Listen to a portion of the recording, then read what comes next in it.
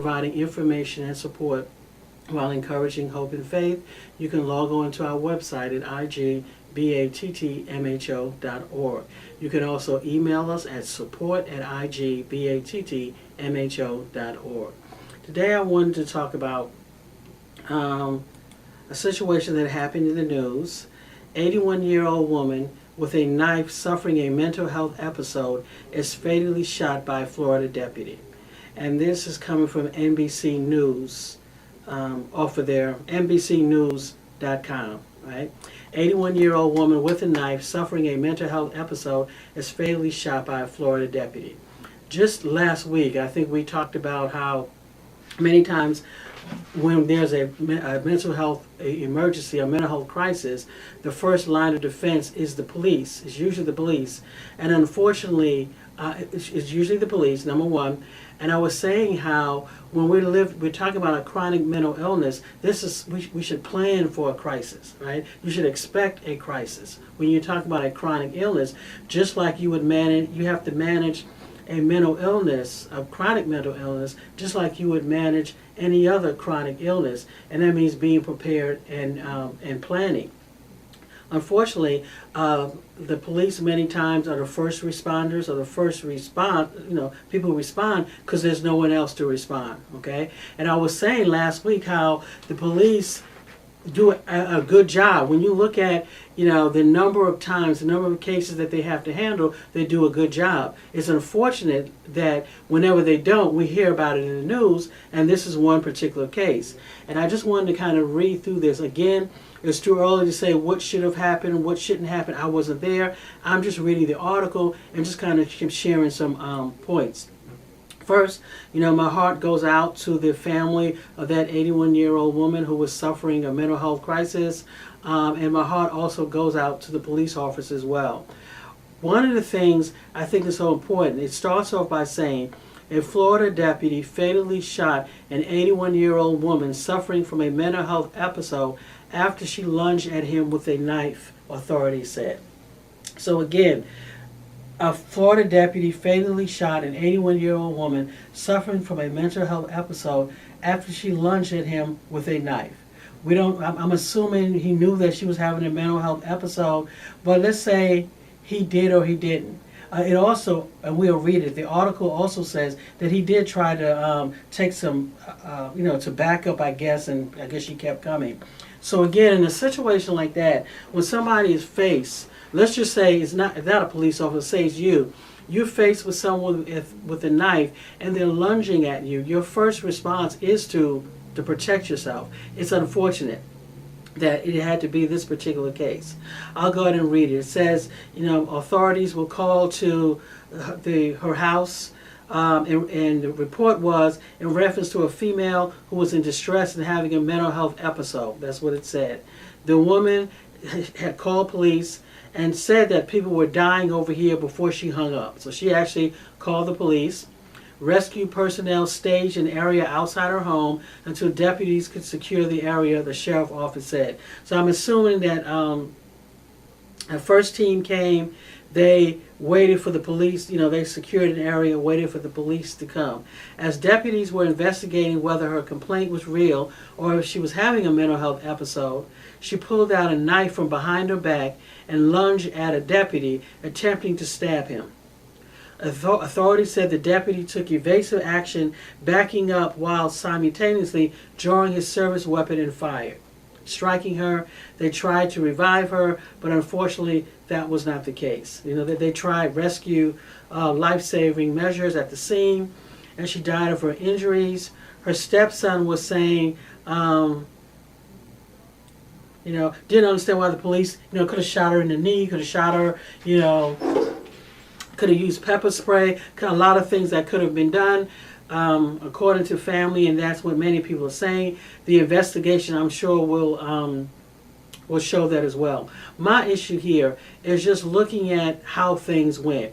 Her stepson was saying that over the last few months, he noticed that there was a change with Janet, and that she would ramble about things that didn't make sense. I mean, she said some things that didn't really quite add up. But I never heard her say anything threatening about anybody or anything like that. So again, not blaming anyone. I just want to use this as something to kind of think about. So the police were called to someone who, according to her son, they had noticed some changes in her prior to, okay?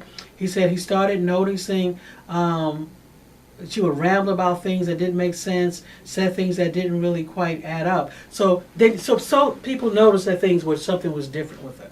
So what happened from there? I don't know if she had a previous history. I don't know what happened. When you first notice something, a change in a loved one or a person that you care about, and you notice that things are not adding up, they're starting to ramble, they're saying things that are somewhat psychotic or on the verge of being psychotic or just don't add up, that's the time to take steps, right? Because when we talk about severe or chronic illnesses, the symptoms don't just happen overnight. We look, unless drugs are involved, but what we're looking at is a buildup. Usually in hindsight and retrospect, you can go back and think to yourself, I noticed that this person started acting a certain way. I noticed that these things started to change, right? That's the time you want to act. Because we talk about illnesses go through different phases, right? When we talk about the final phase is the active phase, where the symptoms are just so out of control that you have to call the police. They're out of control where you have to get the person to a hospital or 911. That's what we want to do, is catch the symptoms before they get to the acute phase. So if the person is fortunate enough to have somebody like you around them and you notice a change, right? You notice an escalation. This is where you want to act, right? You don't want to let things continue to escalate before they get out of hand. So you want to, when you notice a change, this is the time that you want to call the crisis team. A mental health crisis team. This is if your area doesn't have a mental health crisis team, because a lot of areas don't, this is the time you want to call your local mental health authority. Every city has one, right? Every town has somebody that's responsible for the mental health in that particular city, town. The office may not be in your town, it may be in a town over, but every county has one, right? A state has one. You want to reach out to someone and say, hey, I'm noticing this about my neighbor. I'm noticing that about my loved one. There's a change. They're starting to say things that don't make sense. Because ideally, you don't want to have to call the police, right? The police should be your last resort. The police should be the last people that you call. You should only call the police. Well, number one, call the police anytime you feel you need to. I'm not saying that. But really, for a person who we know that has mental health concerns, mental health issues, the police, there are other people that should be called before you have to call the police. Because remember, like we said before, when the police come out, they're coming out because this situation has become so unmanageable. They're coming out because the people who call them are basically saying that we don't know what to do. So when they come out, they're coming out with a certain posture. So when they, unfortunately, in this situation, the police, she lunged at him with a knife. He felt that he was going to be hurt, so he fired the weapon. Again, people ask this question. I've asked them, why don't police just shoot the person in the knee? I was told that that's not how police are trained. When they pull their weapon, they're pulling their weapon because there's a reason, and they're not shooting just to shoot to wound or shoot to shoot somebody in the ankle or anything like that. When they pull their weapon, they're trained to shoot to kill, unfortunately. That's what I've been told. But again, I am talking about how could we get to the point where situations like this don't happen again? How can we ensure that another 81-year-old lady who's having a mental health crisis is not shot by the police again? Number one, people around her. As you notice change, if you notice change, reach out to someone, right? Reach out, contact someone, right? Call the crisis team to get advice. Say, hey, this is what's going on with my loved one. This is going on with my neighbor, okay? Don't let the police be the first person you call. Because, again, we want to catch these symptoms before they get to the point where they're just out of control.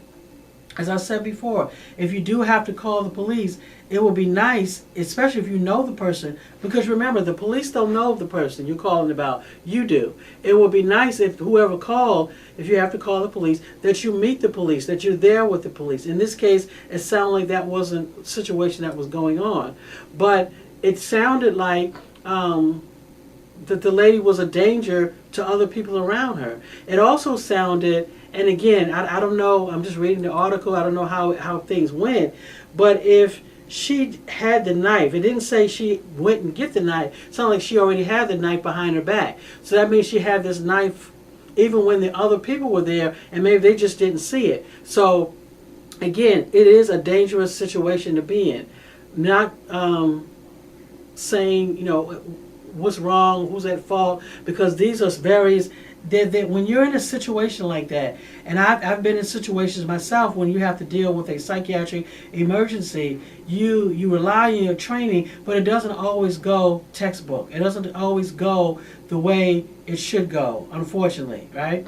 So again, how do we keep this from happening again? By planning. If you're talking about someone, you have a chronic or persistent mental illness, your loved one has a chronic or persistent mental illness, you have to know that it's a chronic illness. Symptoms may reoccur, symptoms may not ever really go away, and we have to come up a plan. Okay, what is the plan? What is the strategy? We have to have some conversations. We have to expect an increase in symptoms at some time or another. Right? If it doesn't happen, it's fine, but we have to know that it may happen. So we have to plan.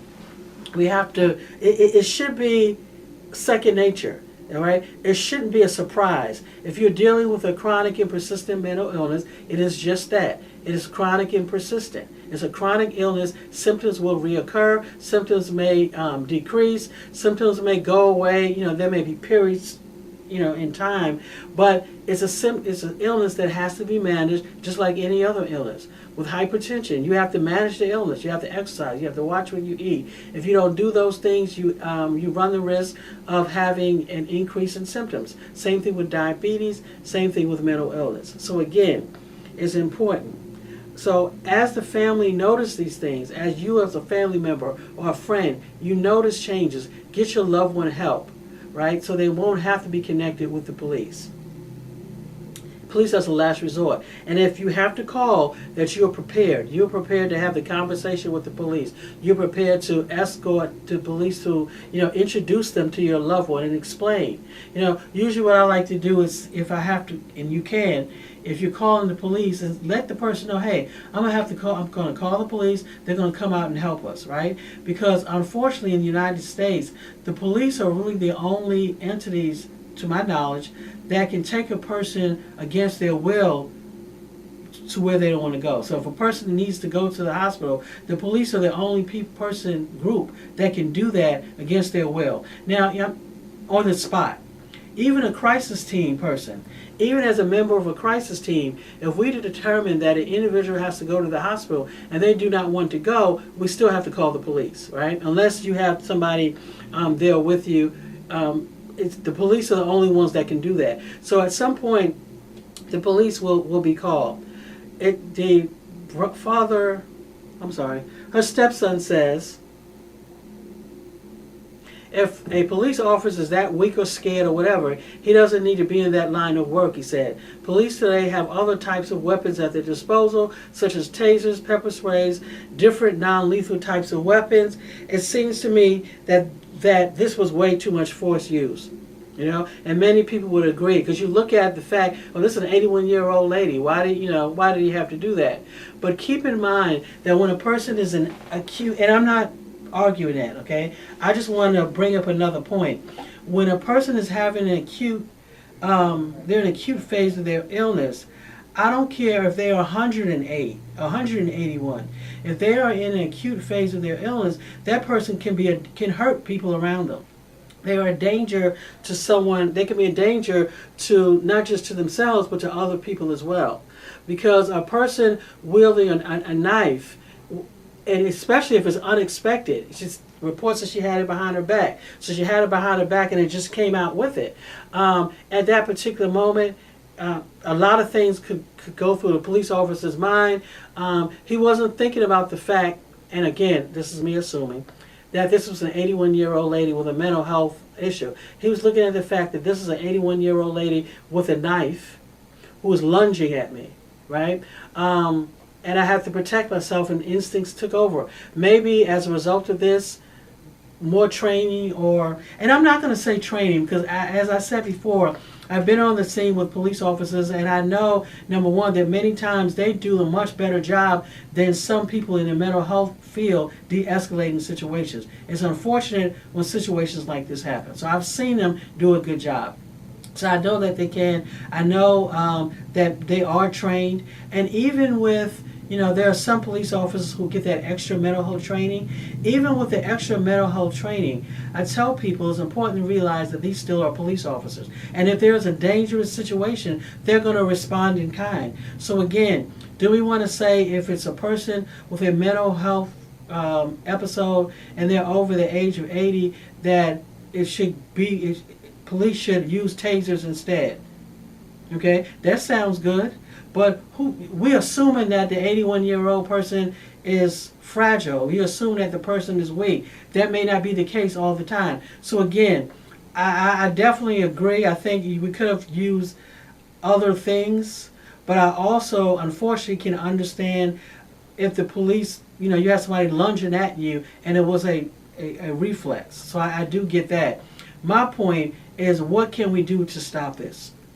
Okay, and it starts by preparing, it starts by planning, it starts by being aware, it starts by more people understanding severe and persistent mental illnesses and how to help and who to call.